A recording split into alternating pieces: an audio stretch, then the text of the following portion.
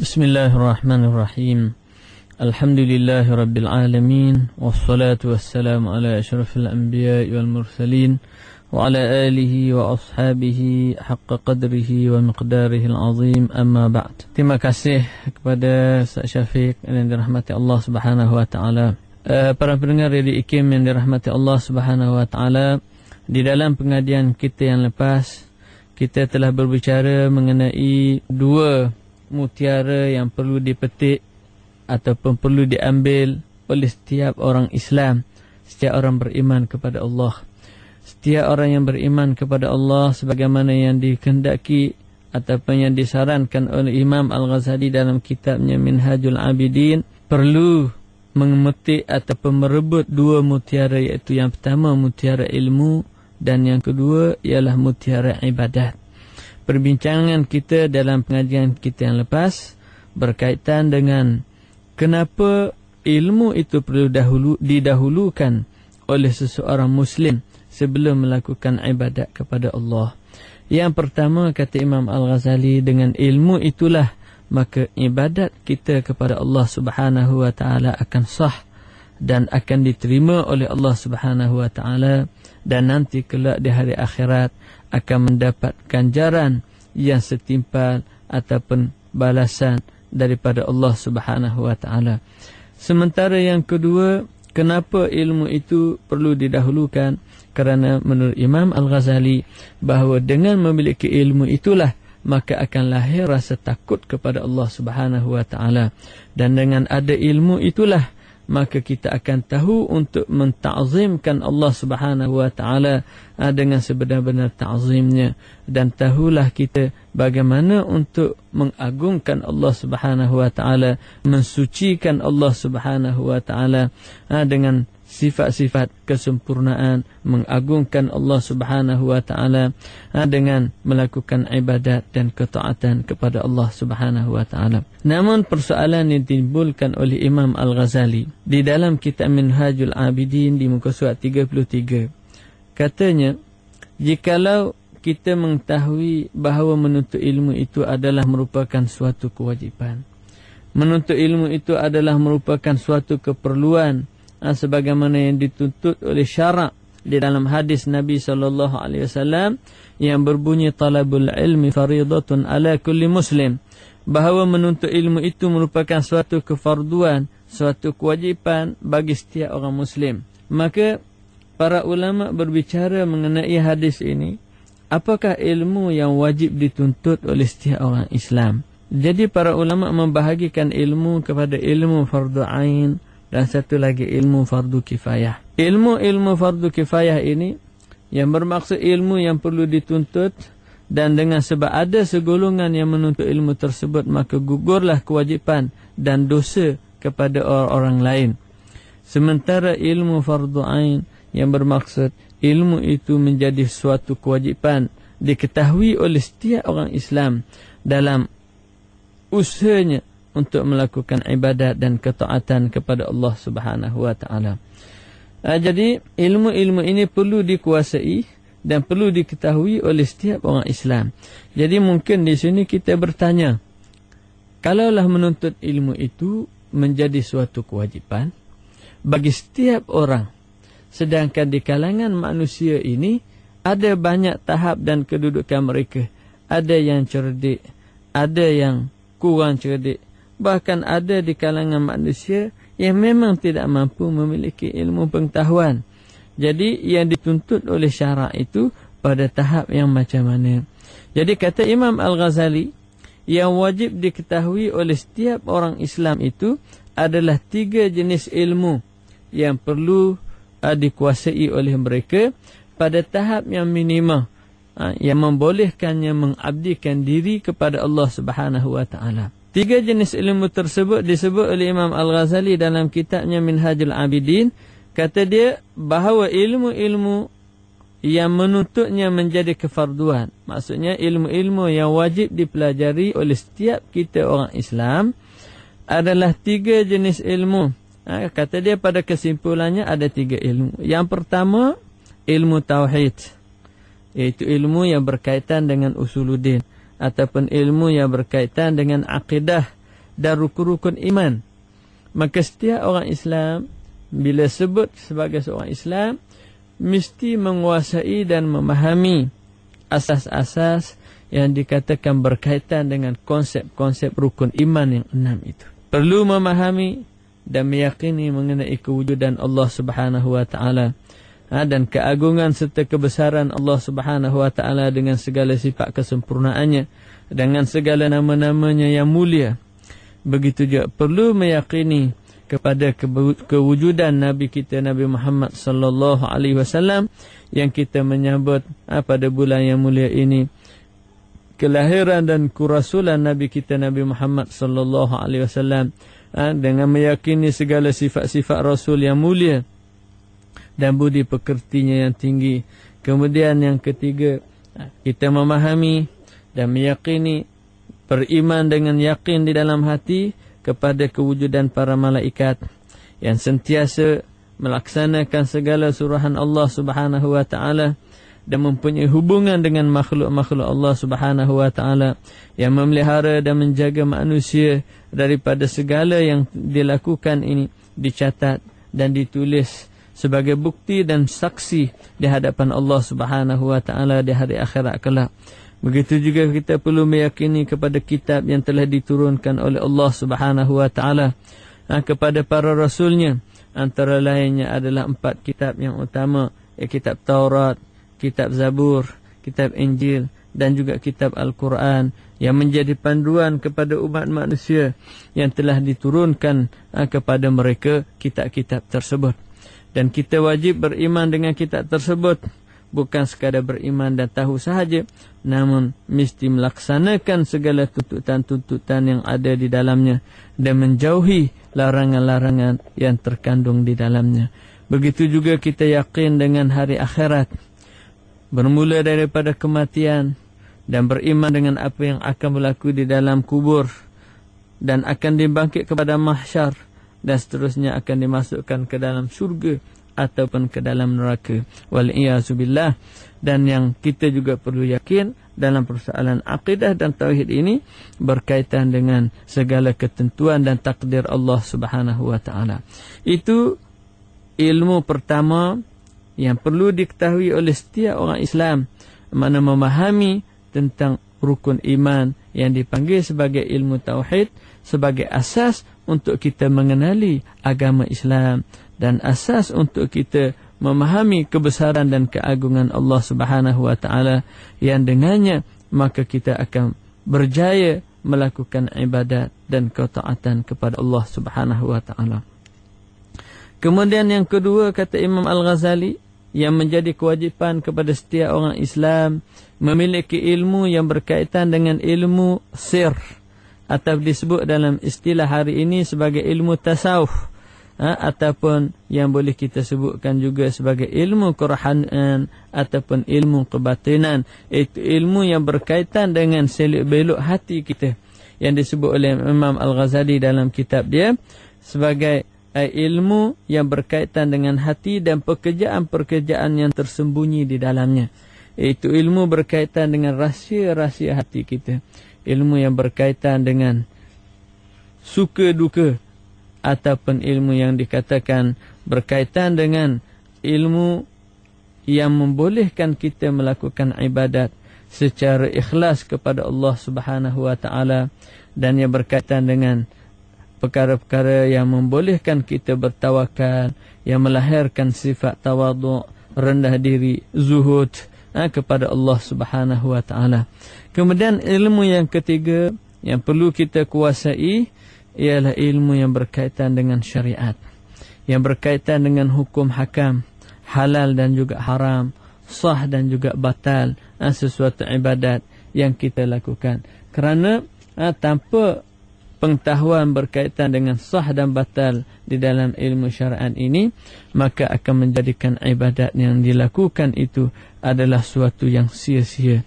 Maka inilah yang disebut di dalam satu hadis yang lain, Rasulullah sallallahu alaihi wasallam menyebut dalam hadis riwayatkan oleh Sayyidina Anas radhiyallahu an, talabul halal wajibun ala kulli muslim mencari sesuatu yang halal itu adalah sesuatu yang wajib bagi setiap orang Islam. Maka menuntut keredaan Allah Subhanahu wa taala dengan memastikan segala usaha kita, segala makan minum kita daripada sumber yang halal, yang merupakan asas kepada ketakwaan kepada Allah Subhanahu wa taala, adalah merupakan sesuatu yang sangat penting. Bahkan ia adalah merupakan satu jihad yang sangat besar yang perlu diketengahkan oleh setiap orang yang beriman kepada Allah Subhanahu wa taala. Perlu dikedepankan oleh setiap orang yang beriman. Sebab itu pernah diriwayatkan bahawa ayah kepada Imam Al-Haramain, iaitu Abdul Malik Al-Juwaini, pernah satu ketika sewaktu mak kepada Imam Al-Haramain sakit dan ayahnya pada ketika itu tidak ada di rumah. Di saat ia kembali ke rumah, didapati seorang wanita telah menyusukan anaknya, Imam Al-Haramain itu, yang pada saat itu menangis kerana kelaparan. Maka perempuan tersebut telah mengambil dan menyusukan anaknya itu tanpa diketahui oleh ayahnya, bahkan diketahui oleh maknya. Namun oleh kerana ibunya sakit, maka tidak mampu untuk menyusukan anaknya. Lalu setelah diberikan susuan tersebut, di saat itu ayahnya kembali ke rumah dan didapati anaknya telah diberikan oleh orang lain, diberikan susuan oleh orang lain. Maka lalu dia telah merebut anaknya dan mengeluarkan susu yang telah diminum oleh anak tersebut. Lantas ia berkata, sesungguhnya kami tidak mengetahui dari manakah sumber makanan kamu sehingga kamu menyusukan dengan susu kamu itu kepada anak kami. Begitulah mereka sangat prihatin di dalam menjaga makan dan minum ini untuk menentukan sejauh mana halal ataupun haram, kerana halal dan haram inilah yang akan menentukan sejauh mana sah ataupun sejauh mana tingkatan ketakwaan kita kepada Allah Subhanahu wa taala. Kerana makan minum dari sumber yang haram itu akan membuahkan kekotoran di dalam jiwa, sebagaimana yang disebut bahawa setiap daging darah yang tumbuh daripada perkara yang haram maka akan dihumbang ke dalam neraka, akan menyebabkan punca seseorang itu dihumbang ke dalam neraka Allah Subhanahu wa taala. Wal iyazu billahi min zalik. Para pendengar Radio IKIM yang dirahmati Allah Subhanahu wa taala, hal ini telah dijelaskan oleh Imam Al-Ghazali dalam kitab Minhajul Abidin. Katanya bahawa fardu yang dituntut di dalam ilmu tauhid, yang dikatakan fardu ain itu, menurut Imam Al-Ghazali, ialah sekadar apa yang anda dapat mengetahui dengannya tentang usuluddin, iaitu berkaitan dengan ketuhanan, kenabian dan perkara-perkara sam'iyat yang digelarkan perkhabarannya dari kalam Allah Subhanahu wa taala. Itu penjelasan Imam Al-Ghazali mengenai sam'iyat. Yang dimaksudkan dengan sam'iyat ialah perkara-perkara yang berkaitan dengan alam akhirat, yang berkaitan dengan soal kubur, azab kubur, kematian, muka nakir dan sebagainya. Itu semua adalah syurga, neraka. Semua itu adalah termasuk di dalam perkara sam'iyat, yang mana kita tidak dapat mengetahuinya kecuali melalui pemberitahuan dan penjelasan daripada Rasulullah sallallahu alaihi wasallam, dan juga melalui apa yang dinyatakan di dalam Al-Quran. Begitu juga kata Imam Al-Ghazali, yang perlu diketahui berkaitan dengan usuluddin ini, iaitu perkara yang berkaitan dengan kerasulan, berkaitan dengan para malaikat, dan juga perkara berkaitan dengan alam akhirat. Itulah katanya yang perlu diketahui oleh setiap orang Islam. Mana dengan kata lain, kita sebagai seorang Islam, tuan-tuan dan puan-puan yang dirahmati Allah Subhanahu wa taala, perlu memahami ajaran Islam kita ini dalam 3 konsep yang utama yang telah kita bincangkan di dalam pengajian kita di awal dahulu, yang kita katakan perlu kita tahu akidah kita, perlu kita tahu berkaitan dengan keimanan, perlu kita mengetahui berkaitan dengan hukum hakam yang dipanggil keislaman, sah batal, halal haram. Ini perlu kita fahami dan perlu kita yakini. Dan yang seterusnya berkaitan dengan ilmu-ilmu kebatinan yang dipanggil sebagai akhlak ataupun budi pekerti, tingkah laku kita ini hendaklah bertepatan dengan tuntutan dan suruhan serta perintah Allah Subhanahu wa taala, dan juga hati kita ini yang melakukan amal ibadat tersebut dan akhlak dan budi pekerti tersebut bertolak daripada keyakinan kepada Allah dan untuk mendapat keredaan Allah. Semuanya adalah semata-mata ikhlas melakukan itu kerana untuk mendapat keredaan Allah Subhanahu wa taala. Menurut Imam Al-Ghazali dalam kitab Ihya ini, mungkin kita dalam kitab Ihya Ulumuddin, Imam Al-Ghazali menyebut di dalamnya itu kitab Qawaidul Aqaid. Dimuatkan dalam juzuk yang pertama perkara-perkara yang perlu diketahui oleh setiap orang Islam berkaitan dengan asas-asas akidah. Mungkin kita berfikir bahawa jikalau setiap orang perlu memahami ilmu akidah, maka ilmu akidah itu adalah sangat besar dan sangat banyak. Ini adalah berkaitan dengan disiplin ilmu akidah. Namun yang wajib diketahui oleh setiap orang beriman adalah asas-asas utama sahaja yang boleh memberikan keyakinan kepada mereka untuk melakukan ibadat kepada Allah Subhanahu wa taala. Maka kata Imam Al-Ghazali dalam memberikan penjelasan dan huraian bahawa yang wajib diketahui berkaitan dengan akidah itu hanya sedikit sahaja. Katanya, mengenai ketuhanan, anda wajib mengetahui bahawa anda mempunyai satu Tuhan. Yang pertama, wajib kita mengenal Allah. Sebab itu disebut oleh para ulama, kata dia, awaluddin ma'rifatullah. Awal-awal agama itu adalah kita mengenal Allah. Maksudnya kita meyakini yang Tuhan itu ada. Yang kita meyakini bahawa kita ini adalah hamba.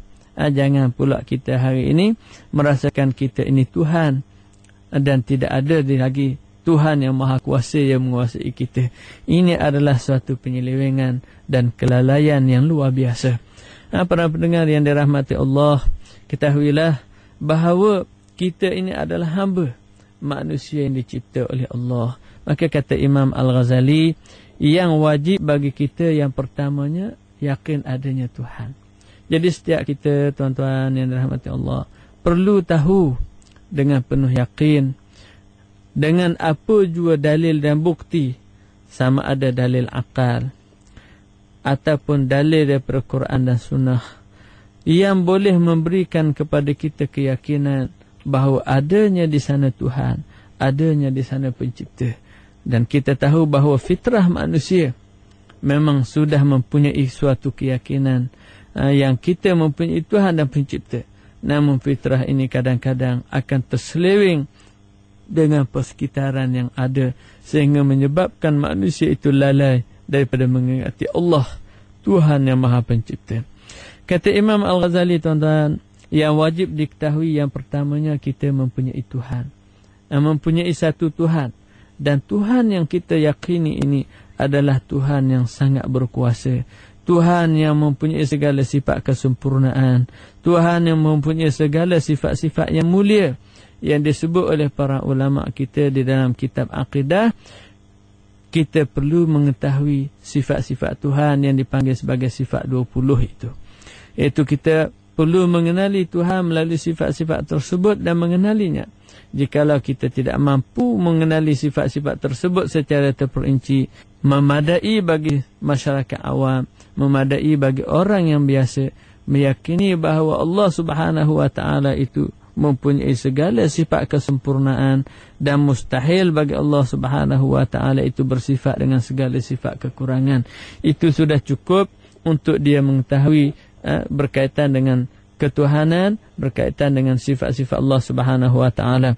Manakala mereka yang mampu untuk belajar secara terperinci dan mendalam adalah dituntut untuk menguasai perkara-perkara yang berkaitan dengan sifat-sifat Tuhan dan nama-nama Allah Subhanahu wa taala secara terperinci, supaya dapat menghayati nama-nama tersebut, dapat memahami kandungan makna-makna Allah Subhanahu, kandungan makna nama-nama Allah dan sifat-sifat Allah Subhanahu wa taala, supaya kita boleh berdoa, bermunajat dan merasai kehadiran Allah Subhanahu wa taala di dalam kehidupan kita. Jadi memahami sifat-sifat Allah Subhanahu wa taala yang dikatakan sifat Tuhan itu maha berkuasa, maha berkehendak, maha hidup, maha berkata-kata, maha mendengar dan maha melihat, dan Tuhan itu juga maha esa, dan sebagainya. Maka itulah yang dikatakan kewajipan dalam mengenali sifat-sifat Allah Subhanahu wa taala. Ada mustahil Allah Subhanahu wa taala itu bersifat dengan segala sifat-sifat kekurangan, yang sifat-sifat yang menunjukkan Allah Subhanahu wa taala itu menyerupai makhluk ataupun mempunyai sifat-sifat yang baharu, itu sifat-sifat yang lemah. Karena kita tahu segala sifat yang baharu ataupun sifat-sifat makhluk yang baharu ini semuanya adalah sifat yang menunjukkan kepada kelemahan, sementara Allah Subhanahu wa taala itu adalah Tuhan yang maha sempurna, lagi maha mulia. Itu perkara yang berkaitan dengan akidah yang kita lihat, para pendengar yang dirahmati Allah Subhanahu wa taala, ianya adalah sangat sedikit, iaitu yang merupakan asas yang pertama bagi kita. Sebab itu jikalau kita melihat kepada saudara-saudara baru yang mengenal Islam, pada asasnya mereka ini telah meyakini ada mempunyai bukti tentang kewujudan Allah Subhanahu wa taala, dan mereka merasai kebesaran Allah Subhanahu wa taala, maka mereka mengucap syahadah, menyaksikan keagungan Allah Subhanahu wa taala ini, dan seterusnya meyakini dengan kesempurnaan dan juga kebesaran Nabi kita Nabi Muhammad sallallahu alaihi wasallam. Maka dalam perkara akidah ini juga kata Imam Al-Ghazali, yang wajib diketahui oleh setiap orang yang beriman itu berkaitan dengan akidah ialah mengetahui perkara-perkara berkaitan dengan kenabian. Hak yang wajib yang menjadi fardu ain kepada kita para pendengar sekalian ialah mengenali kenabian Nabi kita Nabi Muhammad sallallahu alaihi wasallam. Itu kita tahu bahawa Nabi kita adalah Nabi Muhammad. Ia adalah hamba Allah Subhanahu wa taala, utusan Allah Subhanahu wa taala yang benar, yang telah menyampaikan syariat kepada kita, yang telah mendatangkan kepada kitab Al-Quranul Karim sebagai panduan kepada kita, iaitu pada Nabi yang benar, yang menyatakan segala-galanya daripada Allah Subhanahu wa taala, bukan direka atau dicipta sendiri daripada dirinya. Bahkan Nabi Muhammad sallallahu alaihi wasallam telah menjelaskan semua perkara berkaitan dengan urusan kehidupan, urusan keduniaan. Begitu juga menerangkan kepada kita tentang kesudahan manusia dan juga hari akhirat.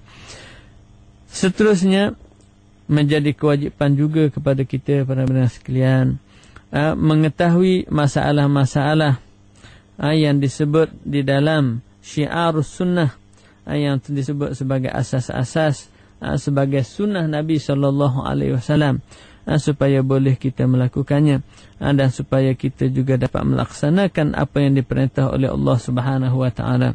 Ini bermaksud supaya kita melakukan ibadat dan melakukan ketaatan adalah berasaskan kepada sunnah-sunnah Nabi sallallahu alaihi wasallam, dan janganlah kita terjerumus melakukan perkara-perkara bid'ah yang tidak pernah dilakukan oleh Rasulullah sallallahu alaihi wasallam dan juga para sahabat Nabi sallallahu alaihi wasallam.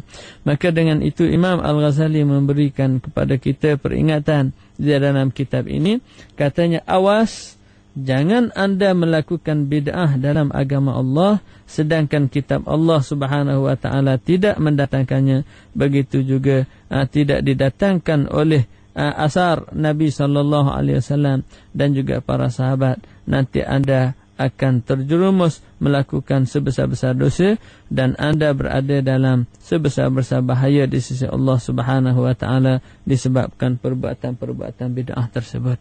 Para pendengar yang dirahmati Allah, seterusnya Imam Al-Ghazali mengingatkan kepada kita bahawa semua dalil tentang tauhid sudah terdapat di dalam kitab-kitab Allah Subhanahu wa taala. Jadi ini memperingatkan kepada kita, tuan-tuan para pendengar Radio IKIM yang dirahmati Allah, bahawa asas kepada akidah Islam ini memang semuanya telah dinyatakan di dalam Al-Quran dan juga di dalam sunnah Nabi sallallahu alaihi wasallam yang perlu kita merujuk. Begitu juga perkara-perkara berkaitan dengan akidah ini juga telah disebut oleh para ulama kita di dalam kitab-kitab mereka yang berkaitan dengan usuluddin ataupun akidah ini yang perlu kita pelajari supaya kita dapat mengenal Allah Subhanahu wa taala dari sudut keagungannya, ketuhanannya, dan dapat mengabdikan diri kepada Allah Subhanahu wa taala dengan melakukan ibadat seikhlasnya kepada Allah Subhanahu wa taala. Kesimpulannya sebagaimana yang disebut oleh Imam Al-Ghazali dalam kitab Minhajul Abidin ini, katanya setiap perkara yang anda merasa tidak aman dari kebinasaan lantaran kejahilan, maka menuntut ilmunya adalah fardu yang tidak patut bagi anda meninggalkannya. Para pendengar yang dirahmati Allah, ini adalah peringatan Imam Al-Ghazali yang memberikan kepada kita gambaran betapa mulianya mereka menuntut ilmu dan bahayanya mereka yang mengabaikan menuntut ilmu, khususnya berkaitan dengan fardu-fardu ain, sehingga akan menyebabkan kita akan dimurkai oleh Allah Subhanahu wa taala dan ibadat-ibadat kita tidak akan diterima oleh Allah Subhanahu wa taala di hari akhirat. Sekali lagi saya bacakan peringatan Imam Al-Ghazali ini, kata dia, setiap perkara yang anda merasakan tidak aman dari kebinasaan lantaran kejahilan, maka menuntut ilmunya adalah suatu kewajipan yang tidak patut bagi anda meninggalkannya. Kebinasaan di dunia kerana tiada ilmu adalah sangat kecil. Tetapi kebinasaan di akhirat yang menyebabkan kita akan dihumbang ke dalam neraka Allah Subhanahu wa taala kerana kejahilan kita kepada Allah Subhanahu wa taala yang menyebabkan kita tidak melakukan ibadat, kejahilan kita kepada Allah sehingga menyebabkan kita bergelombang dengan dosa dan maksiat, kejahilan kita dengan kitab-kitab Allah Subhanahu wa taala sehingga kita mengabaikan peringatannya, kejahilan kita dengan peringatan Allah mengenai azab neraka dan juga kegembiraan berada di dalam syurga sehingga kita mengabaikan ibadat. Semuanya ini adalah bahaya ekoran kelalaian kita di dalam kehidupan dunia.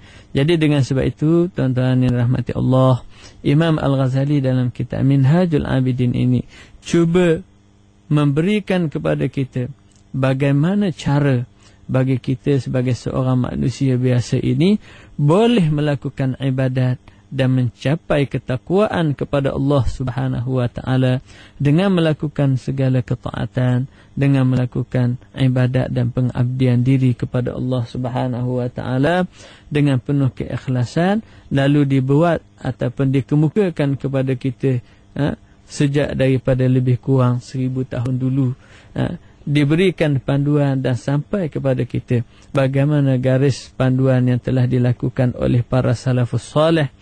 Mereka beribadat kepada Allah, mereka melakukan ketaatan dan menjauhi maksiat, bertolak daripada asas ilmu pengetahuan yang jelas, berpandukan kepada ajaran Islam yang sebenar yang terdapat ataupun tertuang dan tertanam di dalam ajaran Islam, iaitu di dalam Al-Quran dan juga sunnah Nabi sallallahu alaihi wasallam. Para pendengar yang dirahmati Allah Subhanahu wa taala, setakat ini dahulu untuk pertemuan kita kali ini, dan insya-Allah Subhanahu wa taala kita akan membicarakan mengenai kefarduan ataupun keperluan tahap-tahap yang perlu diketahui oleh seseorang berkaitan dengan ilmu-ilmu sir ataupun ilmu-ilmu yang wajib diketahui berkaitan dengan kebatinan kita yang memerlukan kepada keikhlasan dan sebagainya itu dalam perbincangan kita yang akan datang insya-Allah Subhanahu wa taala. Sehingga bertemu lagi. Wassalamualaikum warahmatullahi wabarakatuh.